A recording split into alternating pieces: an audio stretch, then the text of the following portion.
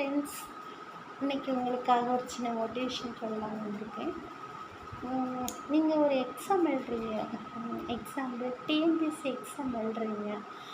அந்த எக்ஸாம் ஒரு 10 வாட்டி எழுதுறீங்க. அந்த 10வது வாட்டி எழுத டைமும் நீங்கள் தோல்வியை சந்தித்து கொண்டிருக்கிறீர்கள்.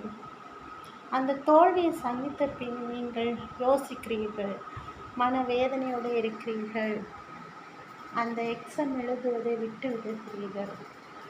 ஆனால் நீங்கள் விட்டுவிடாமல் 11வது வாட்டி எழுதுங்கள். தேர்ச்சி மட்டுமே நீங்கள் காண்பீர்கள். மனதில் எப்போதுமே வெற்றி மட்டுமே என்ற நம்பிக்கையுடன் தேர்ச்சி எழுதுங்கள். அந்த 11வது வாட்டி எக்ஸாமில் நீங்கள் தேர்ச்சி மட்டுமே காண்பீர்கள். மனதில் எப்போதுமே வெற்றியுடனே இருங்கள். தோல்வியை சந்தித்தால் வெற்றியே நிச்சயம். பிடிச்சிருந்தால் லைக் அண்ட் ஷேர் கமெண்ட் பண்ணுங்கள்.